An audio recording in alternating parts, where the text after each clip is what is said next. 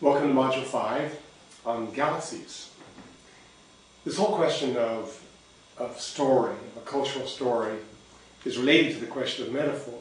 Oftentimes, a cosmology will have a central metaphor that guides it throughout. Now, the metaphor that we have at the present time is that of the machine. So, it is this vast machine we've developed called industrial society, but in a real sense it's imitating or mimicking our view of what the universe is. And at the present time we are producing so much destruction because we've assembled a machine that isn't congruent with the larger Earth community.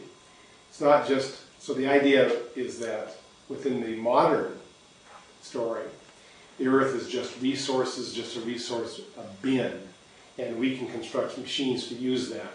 So how do we move away from that orientation?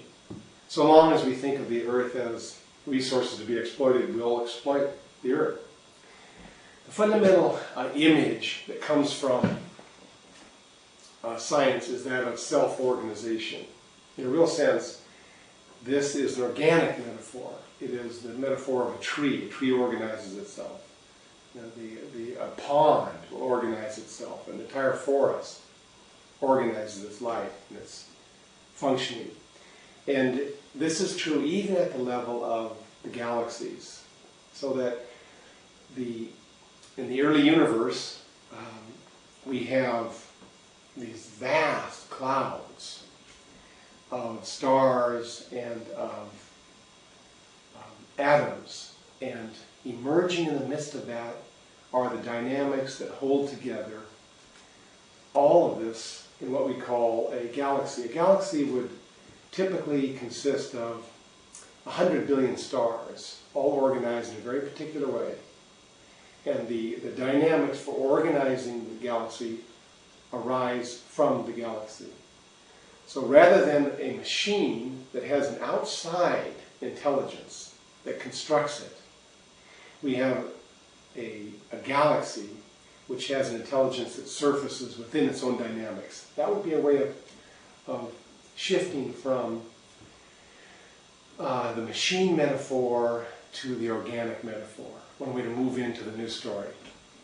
Our understanding is that the galaxies began to form even within the first billion years of the universe's existence.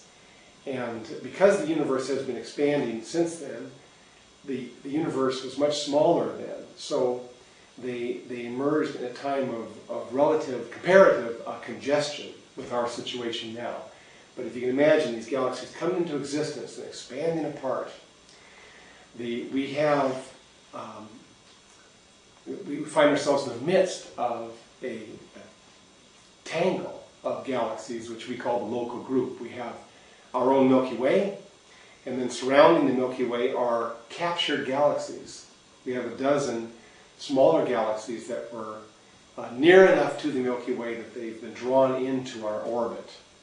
Then we have the Andromeda galaxy, which is a couple million light years away, and then there are galaxies around Andromeda as well. And so this is the local group of Andromeda and Milky Way and the companion galaxies forming one system, 10 million light years across, which is part of a larger system, the Virgo supercluster. So our local group is going around another cluster of galaxies, the Virgo cluster, and altogether it's the Virgo supercluster. And this would be one supercluster of millions throughout the universe as a whole. So to think about galaxies, it's important to see the different structures that we found. Our Milky Way galaxy is spiral, and a very different galaxy would be an elliptical galaxy. Then there's a third classification of so-called irregular galaxies. They're not spiral, they're not elliptical, Exactly how to classify them we don't know, so we lump them together and call them irregular. But the major difference between the elliptical, which is like a giant egg, and the spiral is that the spiral has the power to create new stars. It's a rather amazing fact that so many of the galaxies in the universe no longer have this capacity. But just to go and look at one spiral, the Milky Way, we have this, it's flattened out into this disk. And the disk itself is something like 100,000 light years across. Very, very thin. It has the dimensions almost of a CD. It's very, very wide and thin. The distance of across is just several thousand light years, as opposed to 100,000. And then we have a dense core in the middle, where the stars are moving about all throughout the Milky Way, but they're moving very, very quickly in the middle, and they slow down as they move away. Now, surrounding the Milky Way would be globular clusters. These are groups of stars, maybe 1 million, and they're passing all the way through the disk, down to the bottom, and rising up again through the disk to the top. So you have all this action taking place, as well as these density waves passing through, giving birth to new stars.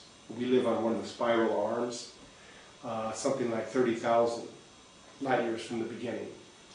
Now, one way then to think about our own challenge today, in terms of the new story, but in terms of the Earth community, in relationship to the galaxies, it has to do with the creative capacity of a spiral.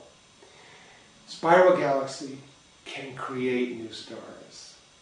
What happens, though, is that spiral galaxies can collide, especially earlier on when the universe was denser.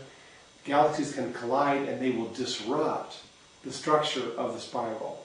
And so if you have several spirals colliding, they will mutually destroy their spiral structure and give rise to an elliptical galaxy. So that is at least the current scenario of, one of the current scenarios of the prevalence of elliptical galaxies, is that they are here because so many spirals actually were destroyed. But it's worth reflecting on the fact that if you have an elliptical galaxy, there are some elliptical galaxies that contain 1 trillion stars. And in our understanding, those trillion stars will one by one die out, and they have no way of generating new stars. But in the spiral galaxy, a star comes into existence, goes through its life cycle, it dies, and then a new star is created. So the challenge of our time is to maintain the creative capacity of the Earth community. It's one way of saying, what is the new story about? The new story is about organizing humans so that we interact with the larger life systems in a way that enables the life-sustaining capacities of the Earth to continue.